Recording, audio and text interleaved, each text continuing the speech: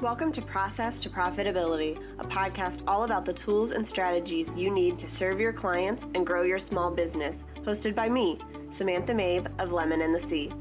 Join me as I chat with creative entrepreneurs and small business owners about how they built and grew their businesses and how you can do the same in a way that fits you. Let's get started. You're listening to episode 159 of Process to Profitability. Today, I'm going to be talking about the behind the scenes of my website design VIP day. I've done a couple of these with clients, and so I am really excited to share with you not only what a VIP day is and how it works, but also some of the things that I've learned and answer some questions that I get as I talk about VIP days frequently. If you are interested in a VIP day, I have a couple of spots open for over the next few months. So send me a DM on Instagram, send me an email, or you can apply on my website. Otherwise, I hope you enjoy this episode, whether you have a VIP day yourself and you're looking to learn, or you're interested in website design and what that process might look like. Before we dive into my VIP day specifically, I wanted to talk about what a VIP day is. I consider a VIP day a one-day experience for a client where we are giving them a really big, important transformation. Some people do VIP days for coaching, Pinterest, Dubsado setup, all kinds of things. Any service that you provide, you can take and condense into one day, and that way you can get it done. Your client gets the final transformation at the end of the day, and it's off your plate, which is why I love VIP days. They're so beneficial for me because it gives me more time to spend with my family outside of that one day intensive, and it helps my clients get their websites launched really quickly. We can schedule the day, get all the work done, and launch their website the same day if they're ready. Who is a VIP day for? I specifically work with service providers and coaches who have DIY'd their websites, or they hired their sister's cousin's neighbor to design something when they started their business, and now they are ready to have a custom design that truly reflects the work that they're doing and the way that their brand looks and feels, and still allows them to grow and change in the future without being afraid to break something on their site. I have worked with people in all different industries, and VIP days work for all of them. So my most recent clients have been a realtor, an energy healer, an author, a Pinterest expert, all different industries. As long as they have a signature service that they're offering, can benefit from a VIP day website because it allows us to design a website specifically for them, for that service, and get it done. Now, you may be wondering, how in the world do you get a website done in one day? And I was wondering the same thing. When I first started my business and was designing my process, it started out as a 6-month process for large websites, and that would include every single page that somebody might need on their site. I realized that that was a huge investment of time and money and a long time for people to wait. And so I wanted to condense that down. I eventually ended up with 2 different services, one that was a 6-week website that would include up to 10 pages, and one that was a 3-week website that would be a 3-page site.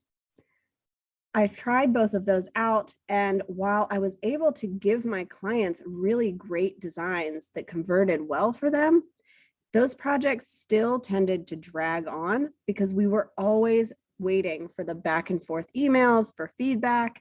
Things would come up in life and we wouldn't get things launched on time. So when I had my son, and we decided that I would cut back my work hours and really try to concentrate on client work, getting it done quickly, making sure that I had a consistent income, I found that VIP days were a great solution for that. And so I took all of that work that I had been doing, and specifically my 6-week process, and condensed it down into one day. Part of the way that I do this is that I limit the number of pages we design. We design 4 pages together, typically a home, about, services/sales page, a contact page, and then I set up a blog template and a policies page, those back-end things that somebody might need. I chose these 4 pages specifically because I knew that these would be the pages anyone would need on a website in order to bring people in, give them information, and convert them into paying clients. And they work really well for service providers because you're just talking about one offer instead of lots of products or all kinds of courses. If you've got one thing to concentrate, it's easy to build a website that focuses people in the right direction. The other way that I get this done in one day is by having my client and myself do quite a bit of pre-work. This starts when they inquire with me, we get on a sales call or a quick chat. It's not super salesy. What I'm really trying to do is communicate my process and figure out what kind of functionality that they need in a website to make sure a VIP day is a good fit, and to make sure I understand what we need and can make any tweaks to the process that need to happen. After they book the day, then they get some questionnaires. The first is a design questionnaire. I have my clients go through their existing website, if they have one, go through what they're looking for in a new website, share inspiration, all sorts of things that give me all the information that I need to design something that reflects their brand and really focuses on moving their potential clients from browsing to buying. There are also questionnaires for login information and content. So many of my clients decide to DIY the copy and imagery for their websites, which is fine. I have a workbook with detailed outlines, examples, resources for my clients to use if they so choose. Or if they do hire a copywriter, they can just submit the copywriter documents straight to me and I can review everything. Of course, my part of the pre-work is to review all the questionnaires and the content to make sure that I'm not missing anything, to clarify any questions that I might have. And usually I am doing some stock image searches just for some extra resources on the day of our project. Once we get into our actual VIP day, I always start with phase 1, prep. This is where I design a mood board for the website. Basically, they get a board that is a representation of the elements, fonts, colors that we're going to use on their site to make sure that it is aligned with what they were thinking. I put all of this along with their color palette and a detailed font list into a strategy document that they can then review and give feedback on if something just doesn't look quite right. Once we're ready to go with that strategy document, I dive into phase 2, propose. This is where my clients get a mock-up. So I go into Adobe XD and I mock up the homepage of their website. I design all of the elements, all of the sections, along with the actual fonts, colors, and images we're going to use so that they can see what their website will look like. The reason that I do only the homepage as a mock-up is because it's generally a really good representation of what we're going to be doing throughout the website. The homepage has lots of different elements that we can then repeat and reuse throughout the site so everything looks and feels consistent. And the homepage is the page most people are going to see first. It's the one that we've spent the most time on our headline. So it's nice to see all of that up front and ready before the project. And of course, my clients get to give me feedback here as well. So they take a look at that mock-up, give me any feedback that they have specifically about design elements, colors, fonts, images, anything they notice that's out of place. And then I take that and move on to phase 3. Phase 3 is produce. So I get into Squarespace where I design my websites. If my client has an existing Squarespace site, then I will put up a coming soon page and work on the back end. If they don't, then I will set one up for them and get all of the pages set up. I do this by having a really detailed template with all the sections that I might need that I can then copy over into the new Squarespace site and remove or edit things as needed, but I'm not having to build every single piece from scratch. Instead, I've got the basic building blocks in place and I can concentrate on getting the content in and doing the customizations so that their website truly does look like the mock-up they reviewed. This is where those 4 pages come into play. So I design those 4 pages as well as setting up a blog, a policies page, I get the header and footer done, all of those things. And then I jump into the mobile design, make a few tweaks there. I like to add some fun details to the mobile menu. And then I test everything and test and test and test. I make sure all the links work, all of the customizations work on different screen sizes. I make sure that nothing weird happens when you click a button so that when people actually come to the site, they get a great user experience no matter what device they're on. Once that's finished, I send it over to my clients so that they can just take a look, make sure that everything looks good, that there's nothing that stands out. The biggest feedback that I get here is to change out an image on one page or another, and that's usually a quick fix. Once that is approved and kind of while they are looking at their site, I'm doing phase 4, perfect. So this is where I'm making everything work in the back end.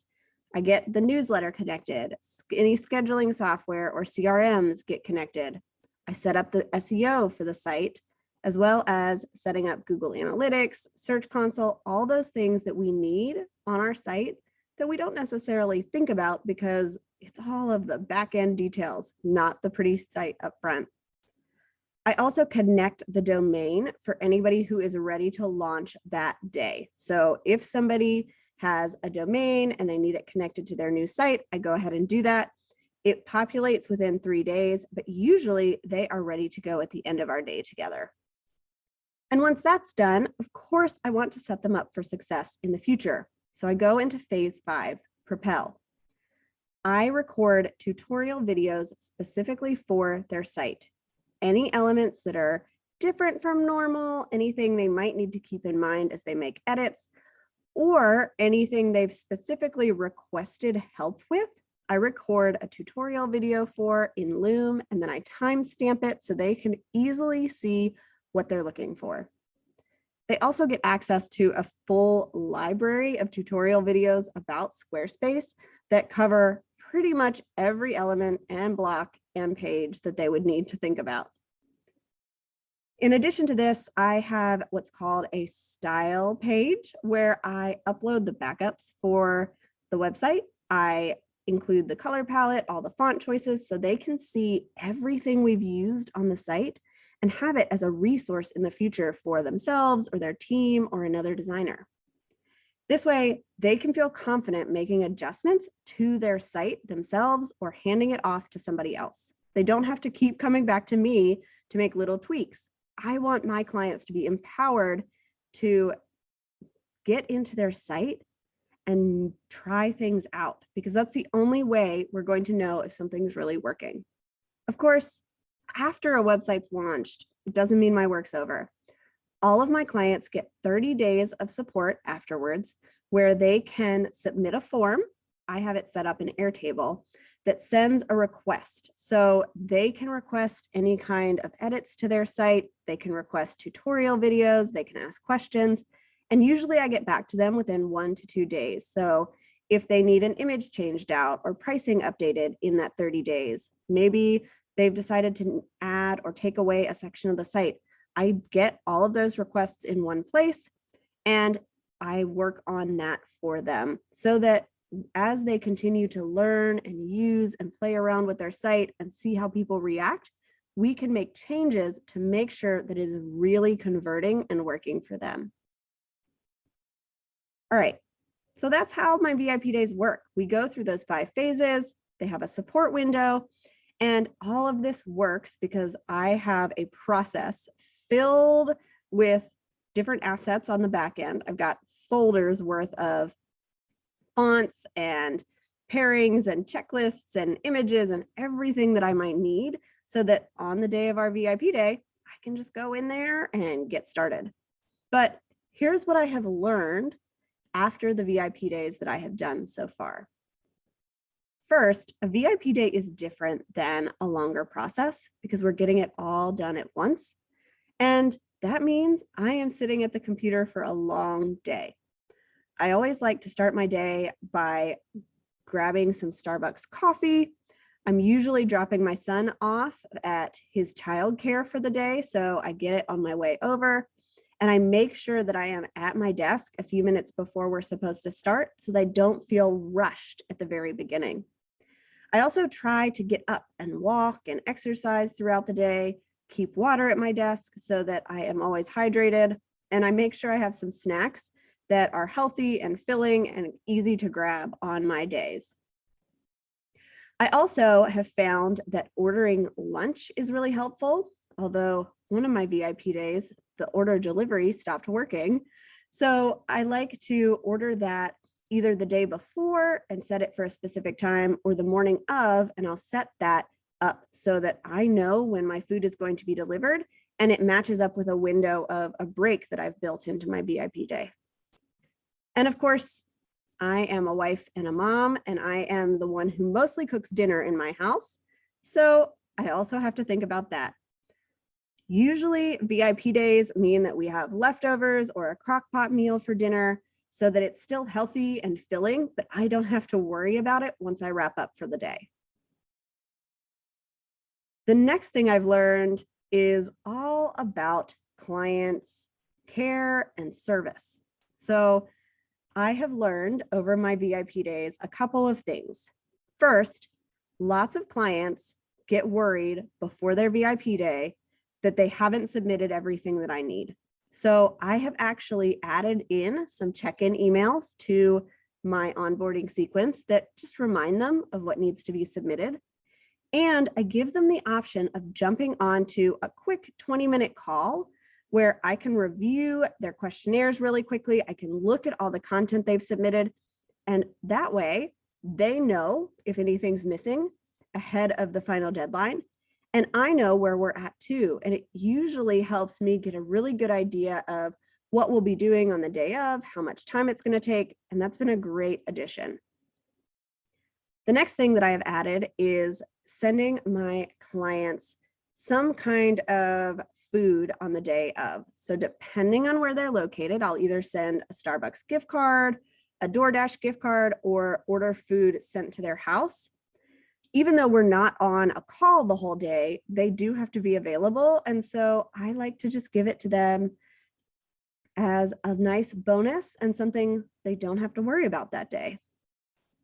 The third thing I have learned is that when I ask for feedback from people, I need to be very specific about the types of feedback, give some examples so that they can give me the most helpful information possible.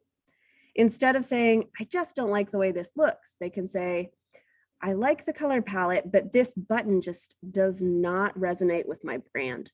And that's much more helpful for them and for me. I also give my clients the option of jumping on a call when they give feedback, because sometimes it's just easier for people to express it in words. I will say that the first time that I offered this and my client took me up on it, I was so nervous that they were going to tell me they hated the design and had a million things to change. But all she wanted to say was that she loved the design and needed 2 images changed out. So it's not as scary as you think to get feedback live, and it makes it much quicker and easier than waiting for somebody to send an email. Another fun thing that I have learned with VIP days is that you can use your email signature and your autoresponder as a great way to build trust with your clients and to do a little bit of marketing. So in the signature of my email, I have a note that just lets all of my clients know that there are some days that I won't be available and when I can get back to them afterwards. And then I have a list of those days. And what I do is go through and say, on this date, I have a VIP day for an amazing author. On this date, I have a VIP day for a Pinterest expert. It's a fun way for people to know what's going on in my business, to establish boundaries with clients. And my clients love seeing it when they have their VIP day pop up. So I just received an email that said, I saw your signature and it made me cry because I'm so excited about this VIP day and I see that I am on your schedule and I'm important to you. The other place that I include VIP days is when I have my autoresponder on. So every day that I have a VIP day, I set up an autoresponder. Basically lets people know that I will not be answering emails that day. But in there, I explain a little bit about what a VIP day is, what I'm doing, and I give them the ability to check it out if they're interested in doing one for themselves. It's a really simple way for me to let people know what's going on in my business, to build connection, and it is a little bit of free marketing. So that's how my VIP day works. Those are the things that I have learned, and I'm excited to keep learning. In fact, I have a checklist for every VIP day, and I have the items that have to be completed and places for notes and feedback, but I also have a column that asks for any backlog. So if I notice something is taking a really long time on a VIP day, I can take a note of that and look at it later to say, what could I do to speed this up? Maybe it's just a one-time thing. Maybe it's something that I could add to my process, or I need a new asset.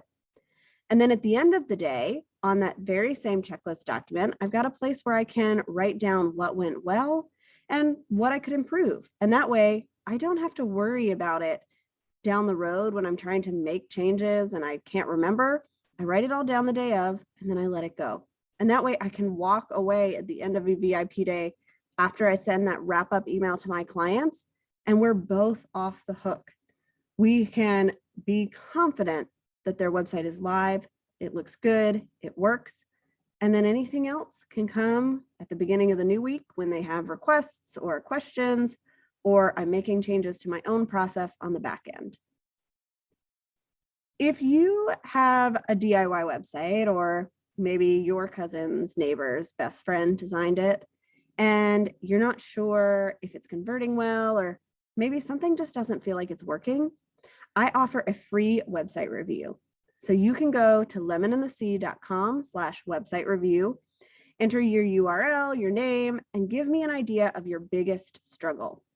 And then I'll go and record a 10 to 15 minute video walking through your site with some suggestions, answering any questions that you have to make sure that your site, no matter where it is in your business journey, is converting as well as possible and really communicating the value of the amazing work that you're doing. Thanks for listening to Process to Profitability. Please take a minute to leave an honest review in iTunes so that I can help more small business owners and creative entrepreneurs find the show.